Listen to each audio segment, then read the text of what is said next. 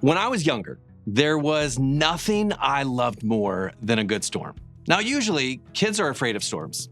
Not me. I was all about the rain and the lightning and the thunder. I just thought it was so cool.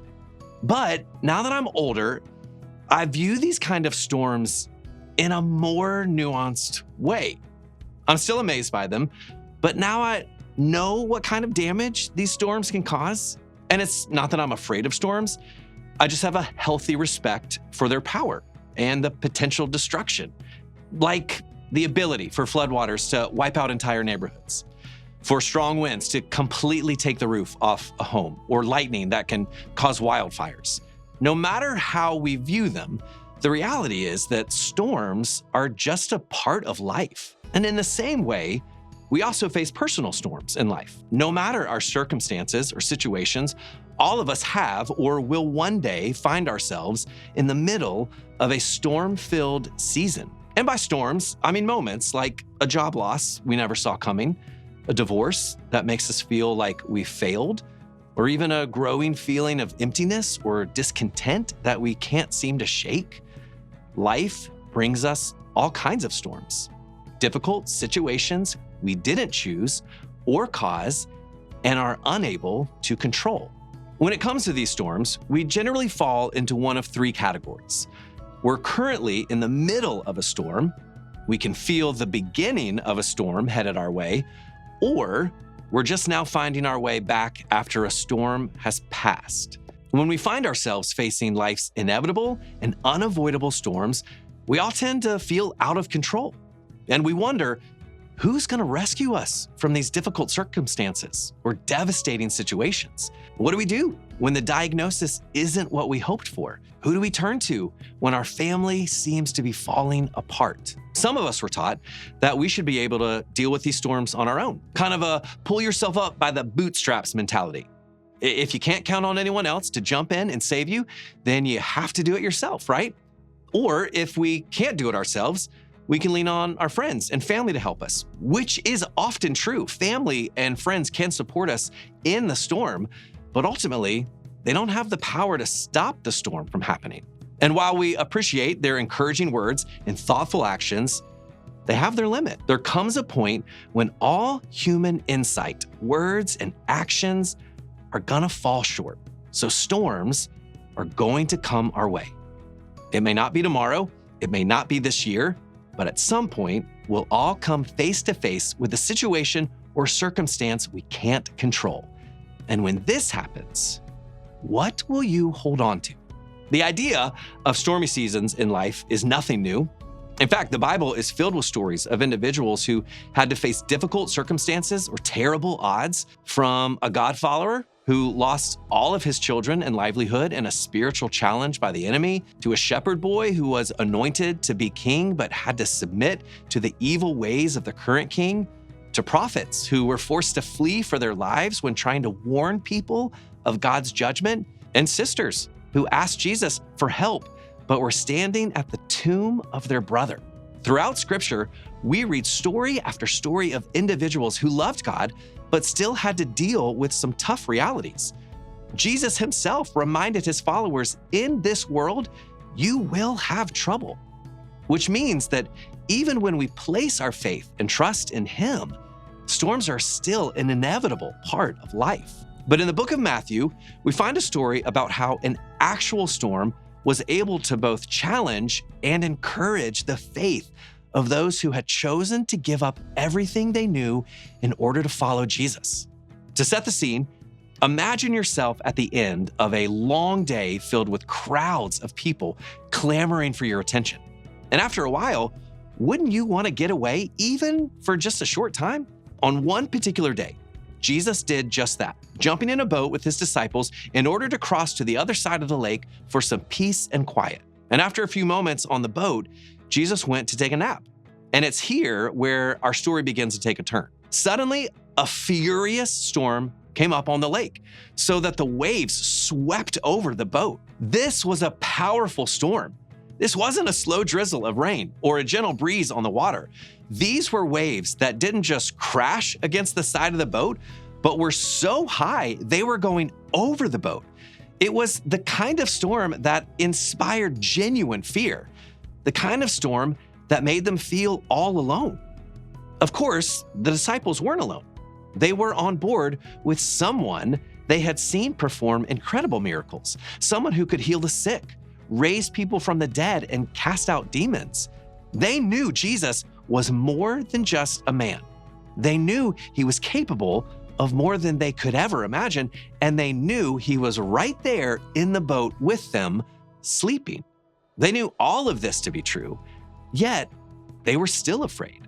How often do we find ourselves in a similar boat, fighting for some kind of control in the middle of life's storms, thinking that we should be able to handle these situations on our own? Or maybe we think that while God is able to rescue anyone from any situation, when it comes to our own personal storms, it feels like Jesus is still asleep. Even the disciples who had witnessed Jesus perform incredible miracles were afraid in their storm.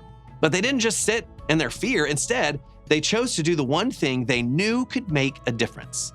The disciples went and woke him up, saying, "Lord, save us. We're going to drown." These men who once had the courage and faith to give up all they owned and knew to follow Jesus were now desperate. They felt out of control. They wanted to know what Jesus was going to do to save them all. When we find ourselves in the middle of a personal storm, it's only natural to ask, "God, are you going to do something?" And when we don't get an immediate answer, panic can set in. We may even start to believe God is too busy dealing with the big problems of the world to remember us in our own time of need. Or maybe we think that our storms are too much for even God to handle. But God is always in control. Look at what happened next. He replied, "You of little faith, why are you so afraid?" Then he got up and rebuked the winds and the waves, and it was completely calm. Jesus knows that from our perspective, the storms in this life look big. They look insurmountable. The divorce, the grief, the heartache, the disappointment, the illness, the death, it can all be too overwhelming. And if we're honest with ourselves, we sometimes believe these storms are just too big for our faith. We may believe that God can do amazing things. We may just not be sure that he will come through for us when we need him the most. We're scared we've been forgotten in the storm. We're scared he's still asleep. But even in the midst of our doubts and fears, Jesus is still in control. After Jesus had stopped the raging storm, the disciples were amazed. "Who is this man?" they asked. "Even the winds and the waves obey him." In that moment, Jesus' miracles became personal. Their ministry now wasn't just about what he could do for everyone else. It was about what he did for them. That day, the disciples learned this: even in the storm, God is in control. Jesus didn't promise his disciples an easy life free from storms. He didn't shy away from the fact that they would face a world that would despise and persecute them. Instead, Jesus' promise for his disciples is the same promise he also gives us. He will be with us when the storms come our way. We may know intellectually that we are loved by God, who is fully in control, but still the storms of life can knock us off on our feet. And when this happens, it's easy to sink down into our fear and into our doubts instead of reaching toward the one who can navigate us back to calm waters. So here are a few things we can do to remind ourselves of who is actually in control. First, name the storm. Sometimes it's the fear of the unknown that keeps us stuck in our storms instead of being able to find a way through. If you're struggling with a coworker at work, put a name and a face to the situation. If you're feeling doubts about your faith, putting a name to the questions you're asking can make them feel a little less scary and overwhelming. If we don't know what our fears and storms are made of, we won't always know the best way to ask for help when we need it the most. Second, acknowledge the storm. When it comes to difficult situations in life, sometimes it can seem easier to just bury your head in the sand or focus on the positive, ignoring any fears or feelings in order to put on a brave face to the world.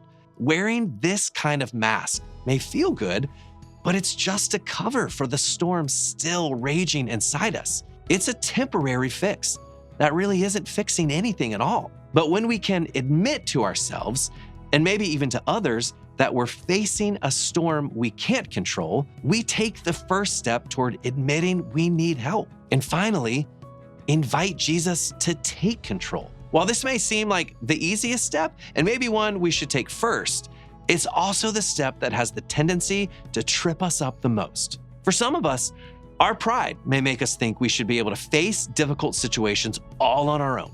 We may even believe that as someone who has a strong faith in Christ, it's our job to face these kind of storms alone to show others that it's possible. But we were never meant to face anything alone. In fact, we've been promised that when we invite Christ into our lives, we never will face anything alone again. So today, invite Jesus into the storm with you and give control to the one who has been in control since the beginning. We said at the beginning that everyone can fall into one of three categories. You are currently in the middle of a storm. A storm is on the horizon that you may not see or can't control, or you are finally walking away from a storm that has blown through.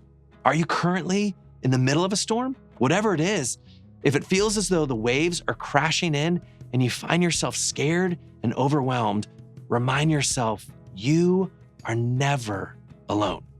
And even in the storm, God is in control.